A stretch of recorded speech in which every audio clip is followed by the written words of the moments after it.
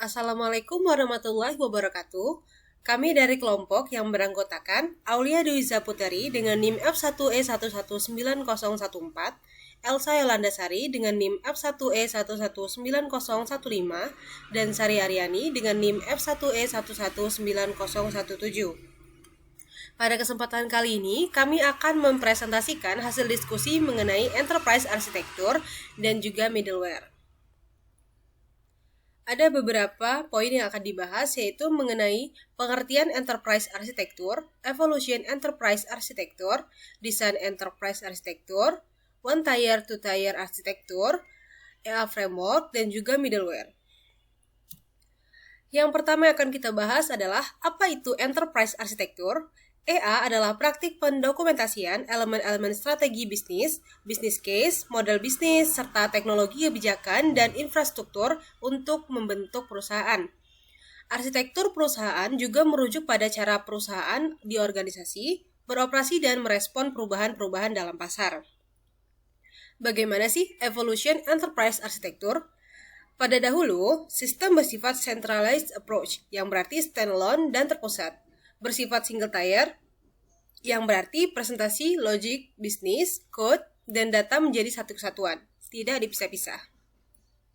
Sekarang, sistem bersifat distribute approach. Sistem ini bersifat tersebar dan multiproses, serta bersifat on-demand, software, dan software as service. Bersifat multi-tier, yang artinya presentasi, logic bisnis, dan data terpisah-pisah menjadi lapisan-lapisan tersendiri. Tahapan penerapan Enterprise Architecture, ada analisis, desain, dan juga simulasi. Analisis menggunakan informasi yang didapat dari ITBSC sebagai alat untuk membuat pemetaan data. Pemetaan data menghasilkan urutan dari ruang perspektif berdasarkan banyaknya informasi tersebut muncul. Membuat strategi, mengidentifikasi tujuan dan ukuran dari setiap tipe dasar. Untuk desain, membuat indikator primer dan juga sekunder berdasarkan hasil analisis. Membuat tabel DRC, menggunakan metode ketergantungan investasi, menggunakan model COBIT, mengombinasikan perhitungan dengan tingkat ketergantungan. Simulasi dilakukan untuk memastikan variasi dari nilai kemungkinan terhadap fungsi yang telah diperoleh. Simulasi ini bekerja sebagai pengujian nilai-nilai kritis sebagai data untuk mendapat urutan variasi dari hasil yang dapat diamati. Apa saja sih manfaat dari Enterprise Architecture? Mempermudah dalam menilai manfaat dan dampak pemanfaatan teknologi informasi bagi bisnis, standarisasi kosakata, nama data, nama sistem, dan sebagainya. Merupakan fasilitas untuk berkomunikasi dan mengurangi inkonsistensi dan redundansi data. Kebijakan pengambilan keputusan dapat ditinjau ulang. Apa saja sih desain dari Enterprise Architecture? Ada dua, yaitu top-down design dan bottom-up design. Kali ini saya akan menjelaskan apa itu top-down design dan juga bottom-up design. Untuk top-down design, mendefinisikan fungsionalitas yang diinginkan oleh klien, mendefinisikan sumber daya yang dibutuhkan oleh aplikasi. Apa saja kelebihannya? Desain menekankan tujuan akhir sistem, sedangkan kekurangannya hanya dapat dirancang dari awal sistem, warisan tidak dapat diintegrasikan. Lalu, selanjutnya ada top-down design. Satu lagi, bottom-up design. Dalam desain bottom-up, banyak komponen dasar sudah ada. Sebagian besar pekerjaan dan produk di area ini terkait dengan middleware.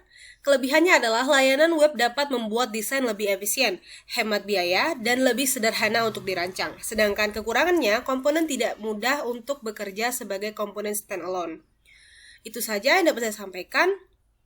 Terima kasih. Saya lanjutkan kepada rekan saya. Baiklah, di sini saya akan melanjutkan penjelasan dari teman saya.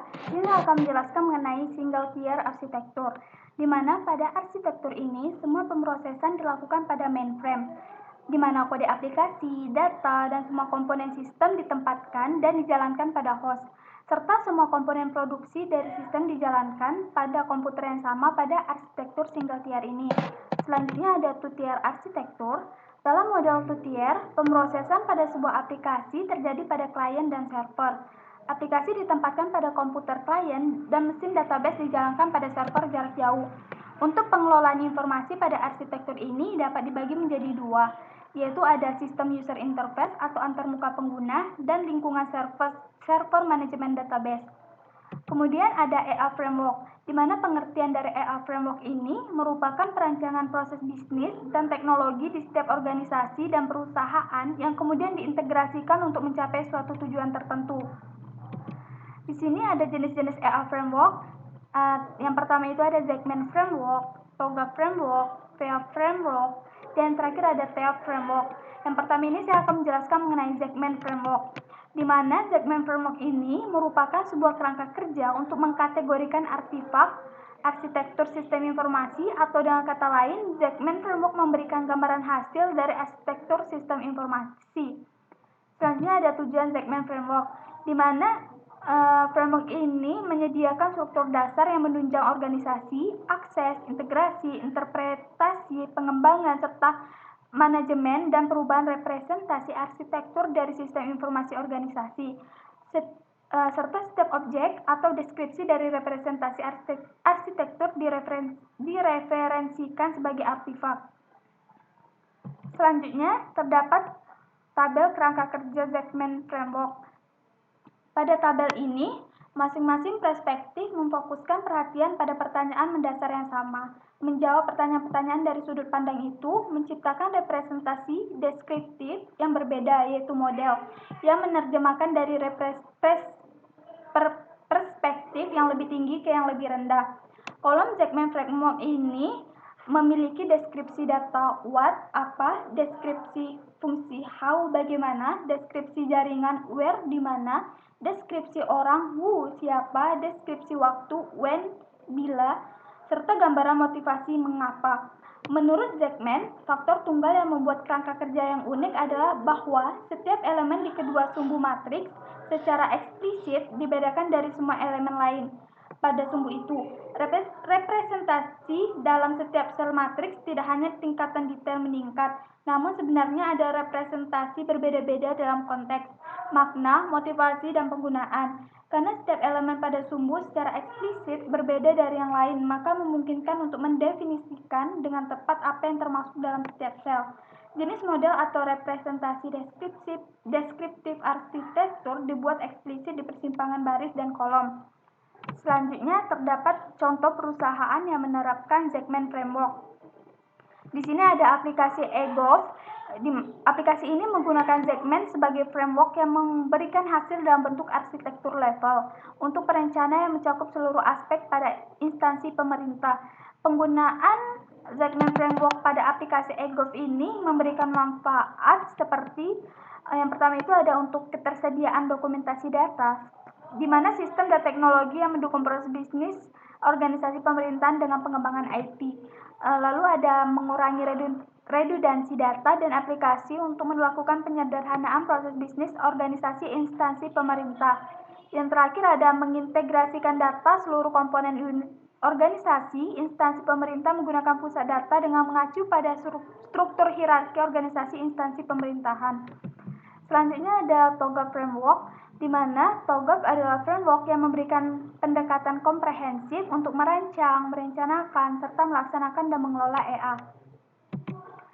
Selanjutnya, untuk tujuan TOGAF Framework ini sendiri yaitu TOGAF di sini memiliki ADM atau Architecture Development Method, yang merupakan metodologi yang terdiri dari beberapa tahapan untuk mengembangkan dan memelihara teknikal arsitektur dari organisasi, di mana ADM membentuk siklus iteratif untuk keseluruhan proses, antar dan tiap fase, sehingga pada setiap iterasi diambil sebuah keputusan baru yang dapat menentukan luas cakupan enterprise, level kerincian, serta target waktu yang ingin dicapai. Selanjutnya di sini terdapat kerangka kerja TOGAF Framework, di mana TOGAF ini memandang enterprise arsitektur ke dalam 4 kategori. Yang pertama itu ada arsitektur bisnis, di mana di sini arsitektur bisnis mendeskripsikan tentang bagaimana proses bisnis untuk mencapai tujuan organisasi yang mencakup strategi, tujuan, proses bisnis, fungsi, dan organisasi. Selanjutnya ada application arsitektur atau arsitektur aplikasi, di mana ada penggambaran adalah merupakan pendeskripsian bagaimana aplikasi tertentu didesain dan bagaimana interaksi dengan aplikasi lain. Di sini arsitektur aplikasi memperlihatkan aplikasi, komponen software, dan interaksi mereka. Selanjutnya ada arsitektur data. Arsitektur data di sini merupakan penggambaran bagaimana penyimpanan, pengelolaan, dan pengaksesan data pada perusahaan. Arsitektur data ini ditujukan untuk pengorganisasian dan manajemen informasi. Terakhir ada arsitektur teknologi yang merupakan gambaran mengenai infrastruktur hardware dan software yang mendukung aplikasi dan bagaimana interaksinya. Di sini arsitektur teknologi ini mendeskripsikan teknik dan komponen yang digunakan, misalnya network dan infrastruktur fisik untuk menjalankan aplikasi dan sumber data. Lalu di sini terdapat contoh perusahaan yang menerapkan TOGAF framework. Di sini ada PT Gading Putra Samudra sebagai suatu perusahaan offshore yang sedang berkembang pada saat ini. Sadar akan pentingnya implementasi sistem informasi dan teknologi informasi di dalam perusahaannya dengan mengintegrasikan sistem perusahaan dengan rancangan strategi SI atau TI. Perusahaan harus bisa mengandalkan SI dan TI sebagai pendukung proses bisnis perusahaan. Dengan adanya perancangan enterprise arsitektur akan dibuatkan sebuah pedoman atau blueprint. Dalam melakukan perancangan ini, metode yang digunakan adalah menggunakan TOGAF ADM. Dengan penggunaan TOGAF framework pada PT Gading Putra Samudra memberikan manfaat. Yang pertama itu dapat menghasilkan perancangan sistem secara umum yang sesuai dengan visi dan misi pada perusahaan dan dapat diimplementasikan pada kasus lain yang memiliki kasus yang sama. Selanjutnya, dari hasil penelitian didapat beberapa arsitektur aplikasi yang didapatkan dari hasil observasi dan wawancara pada stakeholder perusahaan, yaitu pada bagian BDP didapat satu aplikasi pada bagian HSE, didapat satu pada bagian HRD, didapatkan satu aplikasi untuk meminimalisir kertas, didapat 3 aplikasi pada divisi purchasing, didapat 3 aplikasi pada bagian accounting, didapat 3 aplikasi, dan pada bagian finance, didapat 2 aplikasi yang akan diintegrasikan menggunakan database. Selanjutnya, penjelasan selanjutnya akan dijelaskan oleh teman saya. Kepada teman saya, dipersilakan. Baiklah, saya Aulia Dwiza Putri, NIM F1E19014 akan melanjutkan presentasi mengenai Federal Enterprise Architecture Framework. Nah, framework ini diperkenalkan oleh Federal CIO Council pada tahun 1999 untuk mengembangkan enterprise arsitektur dalam berbagai federal agency. Framework ini juga mendukung komponen enterprise arsitektur, yaitu arsitektur bisnis, data, aplikasi, dan teknologi. Selain itu, framework ini telah mengadopsi 3 kolom utama dari Zahman Framework yang terdiri dari deskripsi data, deskripsi fungsi, dan deskripsi jaringan. Tujuan Federal Enterprise Architecture Framework memberikan pendekatan umum untuk integrasi manajemen strategi, bisnis, dan teknologi sebagai bagian dari desain organisasi dan peningkatan kinerja.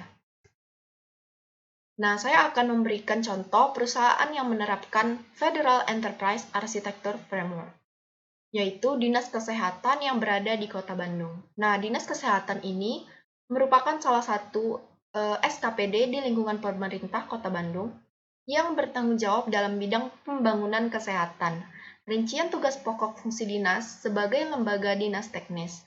Dalam pemodelan arsitektur sistem informasi pelaporan rumah sakit ini menggunakan Federal Enterprise Architecture Framework yang menyediakan standar untuk mengembangkan dan mendokumentasikan deskripsi arsitektur pada area yang menjadi prioritas utama.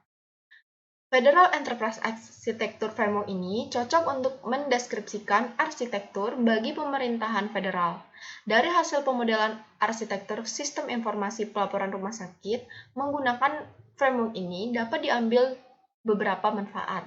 Antara lain, yang pertama, memiliki arsitektur informasi enterprise yang baku dan dapat dijadikan sebagai dasar pengembangan sistem informasi bagi rumah sakit, Dinas Kesehatan, dan Kementerian Kesehatan Republik Indonesia. Yang kedua, mempermudah dan mempercepat proses pelaporan rumah sakit. Yang ketiga, sebagai landasan pengembangan sistem informasi di Dinas Kesehatan supaya pengembangan yang dilakukan tidak keluar dari tujuan dan tidak menghilangkan integrasi antar unit bisnis perusahaan. Selanjutnya, saya akan menjelaskan tentang Treasury Enterprise Architecture Framework.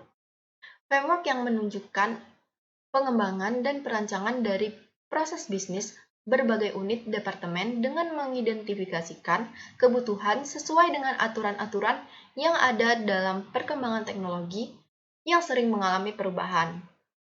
Tujuan framework ini yaitu mengidentifikasikan hasil dan kinerja produk yang menyediakan arahan bagi pengembangan enterprise arsitektur, di mana kinerja produk mendasari deskripsi bagaimana enterprise arsitektur dikembangkan, serta diterapkan dan mendokumentasikan bagaimana pencapaian dari penerapan enterprise arsitektur tersebut.